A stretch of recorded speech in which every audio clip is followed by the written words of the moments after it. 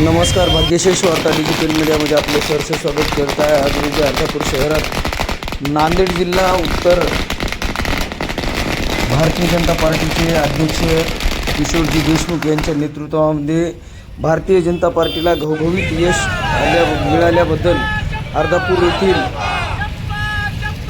राजमाता अहिल्यादेवी होळकर चौकामध्ये फटाकडे फोडून आनंदोत्सव साजरा करण्यात आला. यावेळी भारतीय जनता पार्टीचे शहराध्यक्ष व इतर कार्यकर्ते उपस्थित होते.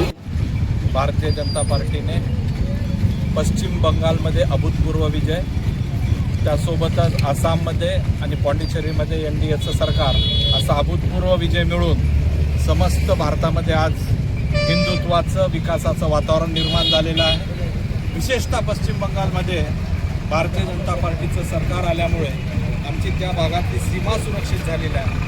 भविष्यातील देशाचा घुसखोरांचा जो वाढता धोका होता, तिथल्या तृणमूल सरकारचं जे धोरण होतं त्यामुळे ही देश असुरक्षित झाला होता आणि त्याचं लोन संबंध भारतामध्ये बांगलादेशी घुसखोर होते.